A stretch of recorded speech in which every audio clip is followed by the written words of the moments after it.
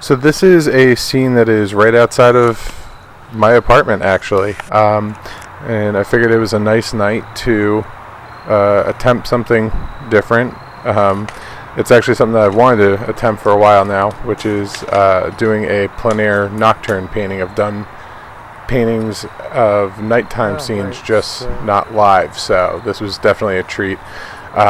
So I started out here with a metallic ground, or a metallic coating on my piece of wood, and I did a sketch or two, just kind of coming up with the composition and the ways that I wanted to show my main focus, which was the light hitting that particular van that I typically see at night, and there's just something fascinating about it. So I really try to simplify that in the shapes in this sketch, omitting the background, just because it is so dark, and really highlighting this light area in here as the main purpose of why I'm doing this painting, that really interesting lighting. So after I spent about 45 minutes doing those sketches, just figuring out what the composition was going to be, I started to do the underdrawing, the underpainting. The underpainting is done with at first I started with a burnt sienna, just because that's something that I'm used to, but I realized quickly that it was hard to see on this metallic-y sort of background that I was working on. Now, the reason I picked that background was just because this was already going to be a dark painting, so I wanted to have some visual interest when you see this in person live. Just kind of gives a little bit more of that interesting light quality as far as the tone, but it's also just a little treat to see the sheen as you're walking by the painting. So I ended up switching to more of a burnt umber to do the underpainting in, and I believe you're going to see where I started to measure things out and started to block certain parts in, and realized that I had to adjust certain shapes here and there. So right now I'm just only focused on the light and shadow. I'm not really getting, and just the proportions. I'm not really too worried about brushwork or anything yet. This is something that, especially when tackling a subject matter that is not a familiar one, in this case it's painting at night, really breaking things down into light and dark, just black and white, or in this case it's dark brown and the shimmery gold underpainting. It makes it a lot easier to just focus on the overall composition, the shape, and that breakdown of light and dark, because it's just easier to judge. If you just kind of jump right in with all these colors and worried about the brush strokes, then it gets really confusing really quickly. So once I had a basic idea down, I had the white, yellow ochre, burnt sienna, I had a cad orange, a phthalo green, a king's blue, alizarin crimson, and Payne's gray. Some of them I wasn't sure if I was going to necessarily need. For example, that cadmium orange I felt was going to be extremely too bright, and that's something that is a particular challenge with nighttime scenes, is because there's not as much light out, obviously. The cones and rods in our eyes are adjusting to what we're seeing out at night, and if I take that street light, it actually isn't as bright in comparison to anything really during the daytime that is being hit by the sun. So there's a lot of shadows. There are a lot of things that once your eyes start to adjust to the nighttime, they seem to be a lot brighter than they probably are. So I would typically try to look away from the scene, then look back. I would move that. You saw real quick I was moving my phone around just to make sure that on the palette and the canvas that my colors weren't too far off from what I was seeing. So you'll see that I blocked in the background first. Mostly that's just something in general that's a good idea as far as establishing depth, but in this case it was also, I knew that was going to be one of the darkest dark areas, especially the silhouettes of those tree trunks. So I really wanted to establish that because it doesn't require as much work as things that are in the foreground.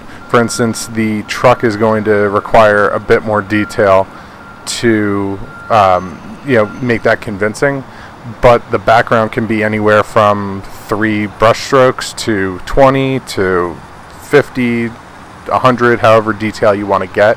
But you can really get away with being very economical with those brush strokes in the background, as long as there are other elements of the painting that have a bit more detail to put those more loose, abstract areas of the painting, in this case the background.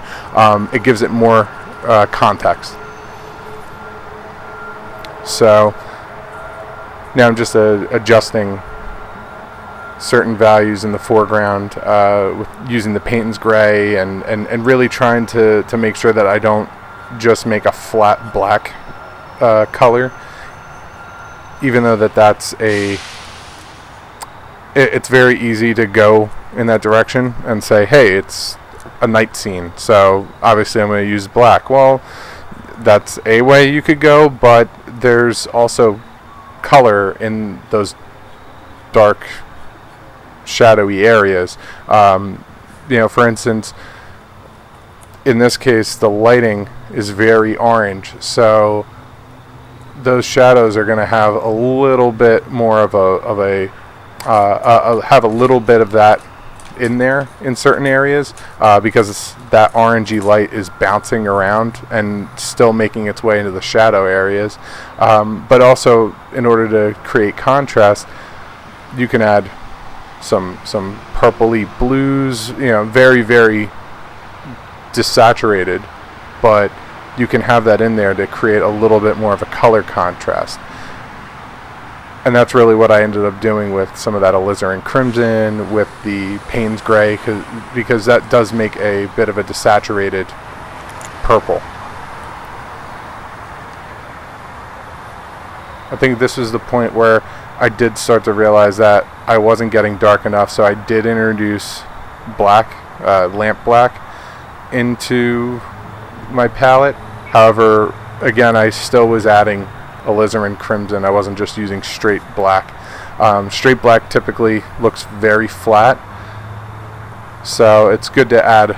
If you are, some people actually don't use black on their palettes at all, and I think you use whatever tools you need, but if you're going to use black, you should be mixing it in with something else.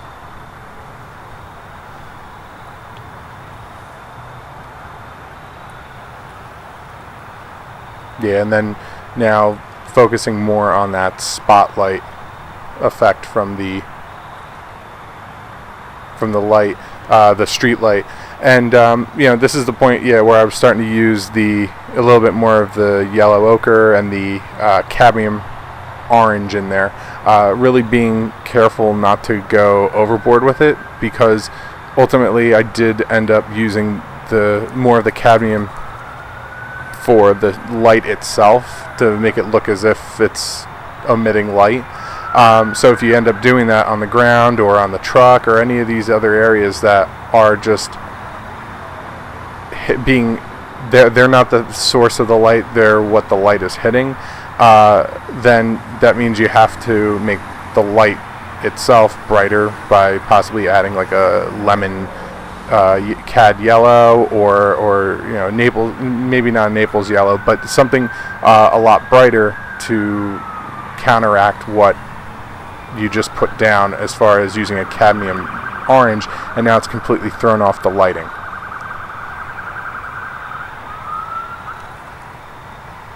And that was really the main focus for me in this painting, was making sure that the quality of light was there, and it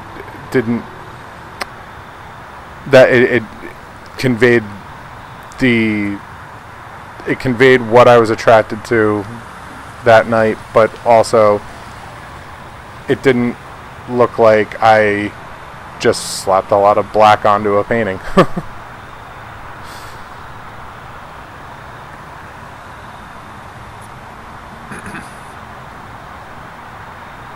Now, this is more where I had established the quality of light, so now I'm more so looking at the brushwork now and making sure that there are interesting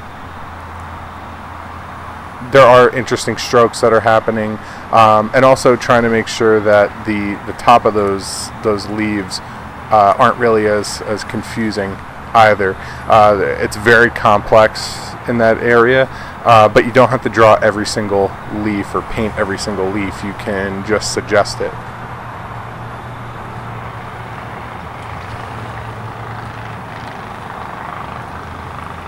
Yeah, and one of the ways that I did that was, you can see here I started to use a palette knife to really do that, and I really love the palette knife for many reasons. I feel like you can start out with the brush, and it's quick to do that, but and I mean, you can keep working with brushes the entire time, but I do like the spontaneity that palette knives can create. And I mean, there's hundreds of different shapes to palette knives too, different sizes, and some have different like zigzag patterns on them. So I mean, the world is your oyster. You can experiment with those as much as you want. So here I tried to mimic a little bit more of the street light, the sort of the way that the light splits when you look at it. At least for me, when I look at it, maybe because of my glasses. But yeah, at this point, this is where I started to focus in a little bit more on the details. I painted the van, as you saw. I painted the quality of light that's on the ground, so now I was focused more on the street light.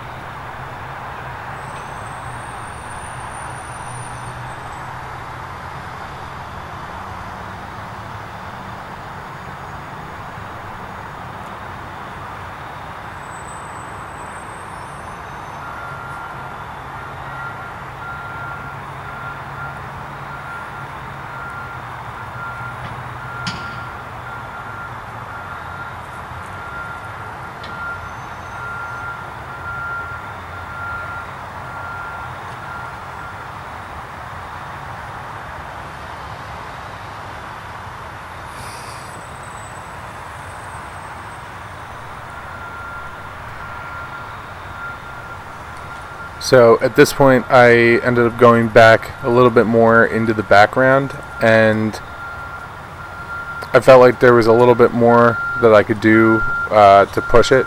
And as much as I said working on the background and kind of laying that in first, I agree that you should generally, but that doesn't mean that as you're working on the painting that as you're developing the mid-ground and the foreground, that you don't decide, hey, I'm going to add a little bit more back there. It doesn't mean that if you spent 5 minutes or 2 hours on the background, you can't do something a little bit more later. So with here, I was adding some of the ambient lights in the background that are coming from a trucking area. And I really thought that the turquoisey blue sort of colors would really make this painting pop a little bit more, again because of all that really orangey red light coming from the main light source.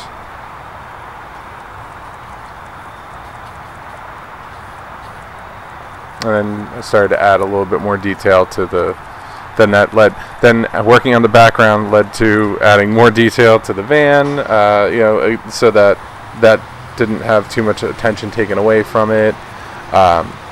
And making sure that the highlights match the light source. And then that meant that I started to work on the leaves and the trees and making sure that they weren't confusing. So, and this is the final painting. and I'm really happy with the way that it turned out. I think that it achieved everything that I was hoping for and more. So, and it's crazy because I had a particular song stuck in my head called Closing Time, so I think that's probably what I'm going to be titling this one. I know there's just this sort of quality about it where it sort of feels like, oh, it's been a long day after work, so now the owner of this van gets to go home, and so does the truck, gets to take a nap tonight. So but anyway, yeah, so tune in next time for the next painting.